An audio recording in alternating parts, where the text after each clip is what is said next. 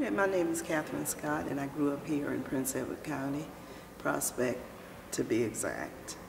So we're in a very significant spot right now. Can you just talk about that? The Robert Russell Moulton Museum. Right, this was my last school before the schools closed in 1959. I completed 7th grade here, and I'm so glad now that it's become a museum because it records the history that we made here in Prince Edward County.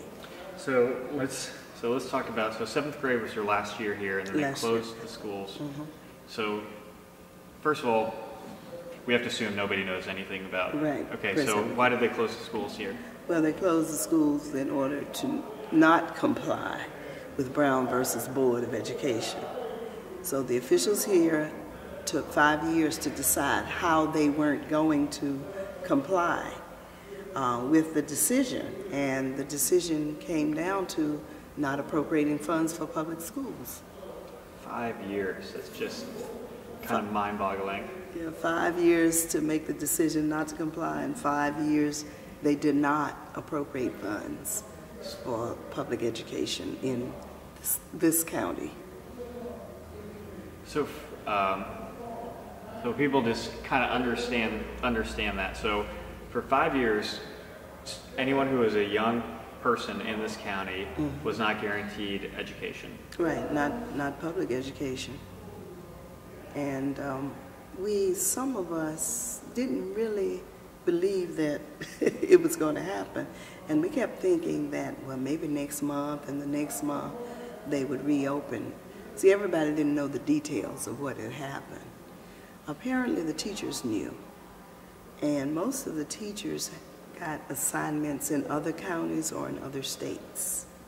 But just your general public, we didn't know to what extent this had happened, that there just were no funds appropriated.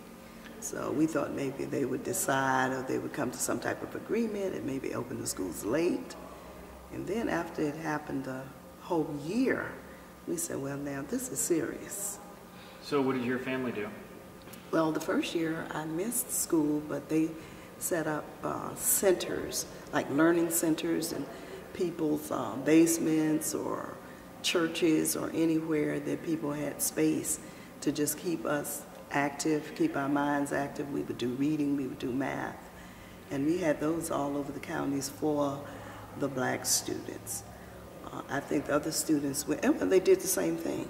They had, the white students had makeshift arrangements in terms of venues, but they didn't lose any time in terms of years. They did not. In the meantime, they were building the private school.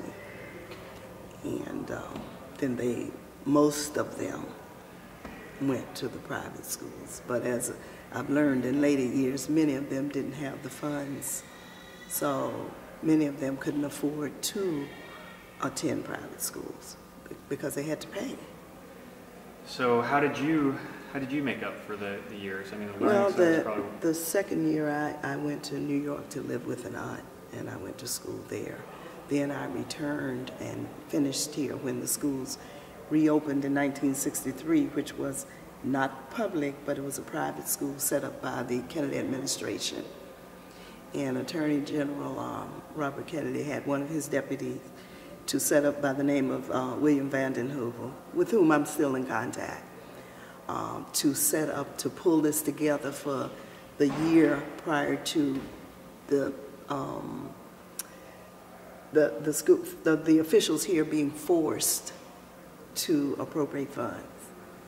So we had what we call the free school. Sometimes we called it the Kennedy School, but it was a free school.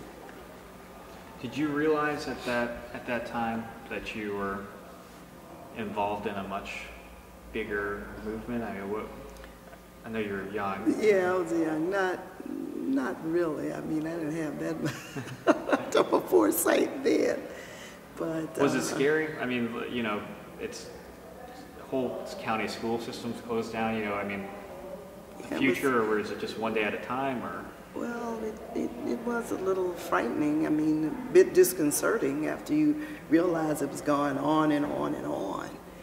And a lot of us were dispersed at different places. We didn't get to know a lot of our friends. And then we got to know people when we returned the summer of '63. Now that was the exciting time when we had the protests in town because of the lack of education, lack of equal opportunity in terms of hiring of people to work in the various stores. So we launched through the NAACP Youth Council a full-fledged boycott of the town. And that was, and that led up to our going to the March on Washington in 1963. And I just learned recently, well, last summer, 50 years later, that there were photographs that existed of us in our protests that were discovered in the police station somewhere in the basement, boxes of pictures that we didn't even know existed. And I understand that Virginia Commonwealth University petitioned for them, and they've now cataloged them. So on my way in yesterday from New York, I stopped by to assist the librarian in identifying the participants, because the request was, if you know any of the people, you got to identify myself as well. Right, so that was, I've been looking at them about 2 weeks now. That's when they came up online. Kind of like a little time capsule. Yeah, it really was, because I didn't know they existed. I mean, I knew people were taking our pictures, but 50 years ago, if you didn't see them then, right, when it happened, you forget all about it. Because last summer when I was here, and I was here at the museum to do a talk about the summer of '63, the first time I saw the poster from the March on Washington. And I remember carrying the banner. And once it was blown up, you could see my face there. But I had never seen that. So that was another 50-year ago event. And then these pictures just topped it all. Wow. And they dated them, and they were all leading up to the end of August.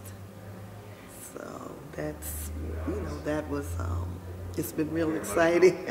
Yeah, and really exciting. And I have shared some of the pictures with my students, whom I teach in. You have to, are they digital? Are they scanned, Yeah, you can scan them. They are digital. It is a digital collection, because I've already printed some of them. It'd be nice to get a hold of some pictures with you in it for this little piece. For this piece, yeah, well, you can go online and actually see them. And I guess I could just let you know which ones. Okay. Because I know now the college shop, some of the pictures you've seen of the college shop where we were standing. I was in that group, but it was cut off after where I was standing. And then there's some at the State Theater when we were going to buy a ticket to go to the movie. Nice. So you can, well, I can tell you how to get them. So what about your what's your family history? Well, I came from a family that was very concerned with education. My great-grandmother was a slave as a child, and she was very, concerned that all of her children were educated. And back in the early 1900s, she sent 2 daughters to college to become teachers. And ever since that, we have just stressed education. As much as everyone finished high school, and many of my aunt and uncles went to college. And my generation, we've done the same with ourselves and our children. So we're a very education-oriented family. Was she a slave in Virginia, do you know? Yes, Virginia, here in this area. She heard all of that commotion going up to Appomattox from Farmville, Lee and Grant, and the bugles and whatever. She lived to be 100, so that's why I know the story of right in this area, another part of the county, but where she could hear all of that commotion. Of course, she remained with the slave master until she was old enough to get married. There was nowhere to go. But yes, that's a legacy. And knowing that history and knowing her struggle and the fact that she could not go to school, but she still learned a lot of things because she was a midwife. and she delivered most of her grandchildren. So, yeah, so that's the legacy that, you know, I come from, and I push, you know, I push education. My daughter said, education is always about education. So, yeah, so that's why it's good to be back, and activities that go on here, you know, are very important to me, because this was the last place I attended until the schools reopened. And I would have been going to see high school start in 8th grade. So the next year I would have been going up to Moton High School. And what's, so another question we're asking everyone across state, what's your favorite place? What, in terms of? It can be literal, figurative, but what's your favorite place? I guess in Virginia. In Virginia? And why? Let me see. I'm trying to say, do I like Virginia Beach? Do I like, I haven't really thought so much of my favorite place in Virginia. I guess I'd say my home place. I don't particularly like Virginia Beach over home. I mean, I like to visit. I haven't done too much in the, you know, in the mountainous area. I have been up to. What about this area here? Do you? Yeah, this area. Yeah, I'd like to. What is this area like? I mean, we're, you know, it's my first time in This Farmville. is the Piedmont area. So no mountains, no beach, but it's the foot of the mountains. And we had to learn that in Virginia history. Was it the regions. The Piedmont? I grew up in Atlanta, so it's all Piedmont there too. Yeah, that's right, it is. So when you were growing up, was it mostly agriculture, or what did people do? It was mostly agriculture. And there weren't a lot of jobs for blacks to do. But then, around the time I graduated, they opened up some factories here. And they provided jobs for many people. What did your parents do? They were farmers, and then my mother, when they opened up the factory, she worked there. But mainly housewives. The women stayed home and raised their children and taught you.